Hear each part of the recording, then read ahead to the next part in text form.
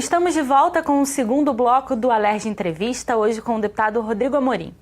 Deputado, o senhor também está presidindo uma outra comissão aqui na casa, a especial dos esportes de alto rendimento. Como é que surgiu a ideia dessa comissão, deputado? Na verdade, a ideia da comissão foi por conta da final da Taça Guanabara, onde no jogo Fluminense e Vasco, o jogo ia acontecer de portões abertos, portões fechados, foi uma panaceia, e aí com o jogo já iniciado resolveram abrir os portões. Isso demonstrou uma fragilidade com a qual o esporte, sobretudo o futebol, ele é gerido no Rio de Janeiro. Evidentemente que o futebol, a organização do futebol, ela tem um caráter privado. No entanto, muitas vezes se mistura no ambiente público, que aí sim merece a atenção dessa casa, por alguns aspectos. O futebol, na realidade, é uma importante, fundamental ferramenta de inclusão social.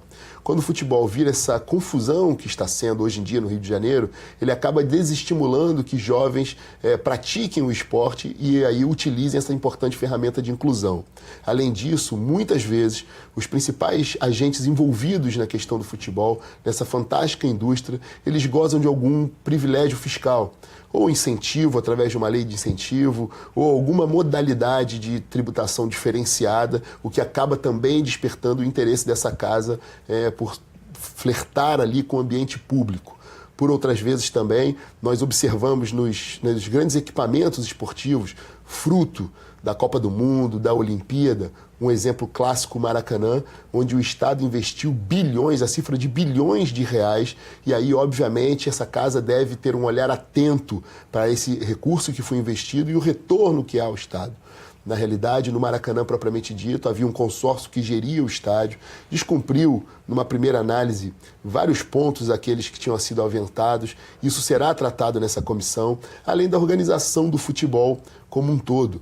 Por exemplo, o resultado do futebol ele gera impacto direto na loteria, por exemplo, e o Estado é gestor de loterias. Então, é possível ver que o poder público está o tempo inteiro misturado na organização do futebol, que é de caráter privado, mas justamente a preservação do erário do Rio de Janeiro é fundamental que nós observamos de forma muito minuciosa nessa comissão. Quer ver um exemplo? Quando se vai ao Maracanã e se paga aquele alto preço para consumir ali uma pipoca, por exemplo, ou se compra uma blusa de um time, não há nota fiscal. Então, claramente, a sonegação, perda de receita, perda de orçamento para o Estado. Então, todo esse conjunto de coisas, de assuntos, nós estamos tratando nessa comissão especial do desporto de alto rendimento e do legado olímpico. Deputado, o senhor falou da questão da inclusão através do futebol, por exemplo, e falou dos altos custos no Maracanã.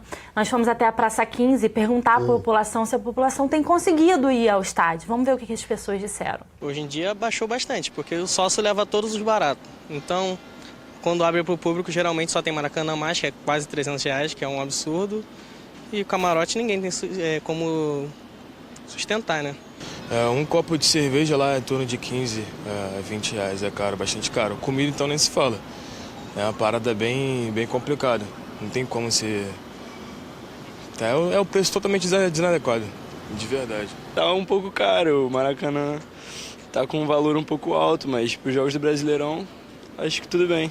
Acho que o preocupante é a acessibilidade para as pessoas que não têm, né, o dinheiro para ir aos jogos mais caros. Isso que eu acho chato, porque torcidas grandes como as do Flamengo, a do Botafogo, do Vasco, do Fluminense, que tem muita gente que gosta de ir, acaba não podendo ir por conta do dinheiro do jogo, do valor dos jogos. Deputado, o senhor falou que a comissão está preocupada não só com o valor do ingresso, assim como a população, mas também com o que é vendido lá dentro. O senhor deu o exemplo de que produtos estão sendo vendidos e que o Estado não tem arrecadado com isso, né? Não há nota fiscal. Veja bem, o nosso intuito aqui não é uma regulação de preços, longe disso. Eu sou a favor da livre concorrência, da livre iniciativa e do mercado. No entanto, não se pode vender algo a um preço aviltante, como é o praticado hoje no Maracanã, e não se ter nenhuma arrecadação para o Estado, nem a nota fiscal, isso é sonegação. Além disso, ficou muito demonstrado na primeira audiência que, por exemplo, a empresa que comercializa os produtos alimentícios no estádio, ela tem os mesmos sócios ou uma ligação societária com a empresa que fazia o consórcio. Isso também será alvo de uma investigação e uma atenção especial da comissão. Então, todos esses aspectos que acabam impactando na rotina do cidadão fluminense, como, por exemplo, o simples fato de ir ao jogo, de ir ao estádio, será sim alvo e objeto dessa comissão, que eu tenho certeza que terá o condão ali de melhorar o desporto de alto rendimento no Rio de Janeiro, o espetáculo, que é uma importante ferramenta de atrair turistas para o Rio de Janeiro. O futebol sempre foi um espetáculo do Brasil, um patrimônio do Brasil, mas sobretudo um patrimônio do Rio de Janeiro. E se pararmos para analisar, o futebol no Rio de Janeiro, por exemplo, ele já vem sendo superado por outros estados da federação. A gente tem um futebol muito mais organizado, por exemplo, no sul do país, em São Paulo, em Minas Gerais e algumas cidades do Nordeste, alguns estados do Nordeste. E nós, como cariocas, como fluminenses, nós não podemos permitir que esse grande patrimônio, esse símbolo da cultura do estado do Rio de Janeiro se perca por má gestão.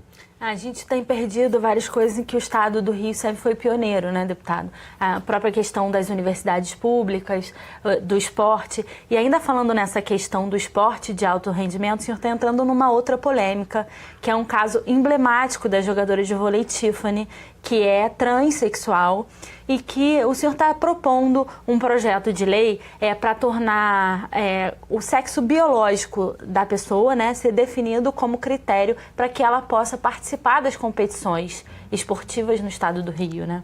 Olha, eu sou um defensor e um entusiasta do direito das mulheres. Enquanto secretário na Baixada Fluminense, eu criei a Casa da Mulher em Nilópolis e eu tenho convicção que o direito das mulheres, uma luta de várias décadas, culminou com a mulher tendo seu espaço profissional, o seu espaço na sociedade, em igualdade de condições. Mulher é igual a homem. Agora, nós não podemos admitir que toda essa luta da mulher seja jogada fora. Na realidade, quando a mulher conquista o espaço também no esporte, ela não pode ser afrontada por um homem que pensa que é mulher e tem todo o direito para isso. O Estado não tem absolutamente nada a ver com a vida sexual, que é de cunho integralmente da liberdade do indivíduo. O que nós não podemos permitir é que um homem que se acha mulher e tem todo o direito disso, se valha do seu aspecto biológico, que é sensivelmente, cientificamente diferente do corpo feminino, e aí, por conta disso, participe de uma competição esportiva numa equipe com outras mulheres. O caso emblemático desse jogador Tiffany é claro. O nome dele é Rodrigo, ele pensa que é mulher e tem todo o direito para isso, agora não pode, com um corpo biológico de homem, jogar numa equipe feminina em desigualdade de condições. Veja bem, esse Tiffany, ele tem todo o direito de ser um atleta de alto rendimento, um excelente atleta como é. No caso de querer jogar uma competição, seja numa seleção ou num clube, tem todo o direito para isso, desde que seja condizente ao seu sexo biológico. Então ele tem todo o direito de participar de qualquer competição desportiva numa equipe de homens, numa equipe masculina, e não merece ser discriminado por isso. Então, a proposta, esse projeto de lei, é exatamente para que o critério biológico seja aquele que vai determinar em qual equipe o indivíduo vai jogar. Deputado, nós também fomos à rua ouvir a população sobre esse projeto que o senhor está apresentando. Vamos ver o que a população acha. Eu acho errado, que a genética dela é de homem. E ela competir com mulher, mesmo que ela bata a taxa de hormônio, ela tem a força muscular de um homem, não de uma mulher. Se ela fez todo aquele processo, toda a cirurgia, e ela se identifica como mulher, então ela pode sim participar do time feminino. Que ela também tem direito de participar, porque ela é mulher como as outras mulheres. Tem que analisar porque, assim, as pessoas podem achar que por ela ter nascido homem, isso pode conferir uma certa vantagem. Mas não, assim, tipo, porque o tratamento hormonal dá várias perdas de densidade óssea. Então, assim, ela pode ter outras coisas assim que dificulta também. E também é uma jogadora também, né, trans, sabe? É minoria, eu acho que não vai fazer uma grande diferença no desempenho da equipe. Isso depende muito da biologia da pessoa, né? Se a biologia dela for, né, compatível com a feminina, ela pode competir com o público feminino. Agora, se ela for compatível com o masculino, ela tem que competir com o masculino. Isso é questão biológica, né, física. Como eu disse, deputado, o tema é polêmico. As confederações, inclusive internacionais, estão permitindo, no caso, a Tiffany competir. O técnico Bernardinho, que hoje é o técnico dela, defende também a possibilidade dela participar, mas inclusive outras jogadoras que jogam ou jogaram são contra a participação, né?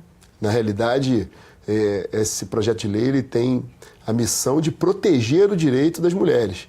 Na realidade, é uma questão não antropológica ou sociológica, mas é uma questão exclusivamente científica e biológica. O corpo feminino é diferente, queiram ou não queiram, é diferente do corpo masculino. É uma competição desigual. A gente precisa proteger o direito que as mulheres tanto tempo levaram de conquistar o seu espaço no esporte e não pode ter esse espaço ser perdido por conta de um homem que acha que a mulher tem todo o direito para isso, mais uma vez digo, mas não pode entrar numa competição desigual. Por isso que o caráter tem o caráter de definição de que equipe será praticado o esporte, a competição será única e exclusivamente o caráter biológico.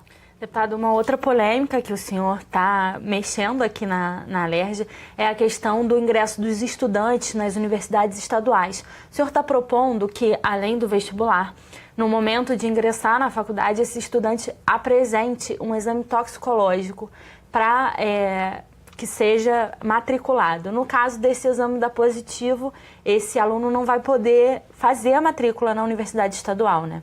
Na realidade, o ambiente universitário ele tem se tornado um ambiente de mais profunda doutrinação ideológica. E a gente precisa coibir isso. As universidades no Rio de Janeiro, você bem citou, elas sempre foram um celeiro de formação científica e acadêmica, de pesquisa e uma referência no Brasil e no mundo. E nós estamos percebendo que as universidades do Rio de Janeiro têm perdido o seu protagonismo. Hoje, o ambiente universitário é tomado por doutrinação ideológica, é um ambiente de lascívia, de consumo de drogas, e a gente precisa estabelecer ali um resgate, uma retomada da ordem no ambiente universitário. A proposta do exame toxicológico ela não se restringe apenas aos alunos, mas também aos professores, que são os protagonistas dessa doutrinação. Então, os professores serão submetidos ao exame também, e aqueles alunos que, por amostragem, sejam pegos no exame, eles poderão ser jubilados da universidade. Nós precisamos acabar com a balbúrdia, como bem disse o ministro da Educação, acabar com a balbúrdia no ambiente da universidade. Nós vimos, por exemplo, que a universidade tem reiteradas vezes sido usada como palanque eleitoral. Ela não tem que ser usada como palanque eleitoral nem do partido de esquerda ou de um grupo de ativistas de esquerda ou de direita. A universidade é um lugar para se criar conhecimento acadêmico, para que uma educação que emancipe, que prepare para o mercado do trabalho e que faça do Rio de Janeiro um lugar atrativo, com bons profissionais e que isso possa, sim, promover o desenvolvimento do Estado no momento que nós tanto precisamos de profissionais capacitados. Deputado, ainda falando da universidade, uma outra proposta do senhor trata da questão dos reitores e diretores não poderem ser filiados a partidos políticos, por exemplo. Tem a ver com o que eu acabei de dizer. A doutrinação ideológica ela vem sendo protagonizada e tem sido um ambiente que tem sido aparelhado por grupos de esquerda, já não é de hoje. Nós percebemos aqui, por exemplo, por conta desse aparelhamento, acontecer o que aconteceu na UFRJ em relação ao Museu Nacional. Aquilo foi uma tragédia para a história, para a curta história do Brasil e foi de culpa integral da má gestão da universidade. Universidade essa aparelhado por grupos de esquerda, por doutrinação ideológica política e a partir do momento que mais um PL desse conjunto de medidas de austeridade para as universidades, eles sejam colocados em prática, nós impediremos que reitores, diretores de escola, diretores de instituições de pesquisa e fomento à pesquisa e educação, eles tenham o viés ideológico contido. Então, a partir do momento que um desses diretores ou reitores, eles não possam mais ter filiação partidária, pelo menos até um período anterior à assunção ao cargo, eu tenho convicção que será uma medida importante para começar a fazer uma depuração dessa doutrinação que, infelizmente, essas unidades de ensino têm sido vítimas. Deputado, o tempo passou muito rápido e nosso programa está chegando ao fim. Queria que o senhor deixasse uma mensagem de encerramento para os nossos telespectadores. Olha, eu que agradeço a oportunidade de mais uma vez estar aqui na TV Alerj, levando toda essa atividade que a gente tem feito. Tem sido uma legislatura de muito diálogo, de muitos embates dentro do plenário da Assembleia Legislativa. Isso é salutar para a democracia, é salutar para o Rio de Janeiro. E eu tenho a convicção que nós vamos virar o jogo, nós vamos transformar o Rio de Janeiro, reedificar a ordem e as finanças do Estado, e a Alerj, de braços dados com o Poder Executivo, dará um grande passo para que a gente transforme e entre na história do Rio de Janeiro. Mais uma vez, obrigada pela sua participação. O Alerj Entrevista fica por aqui. Se você quiser rever esse programa, é só acessar o site www.alerj.rj.gov.br. TV Alerj, o canal do povo fluminense. Até a próxima.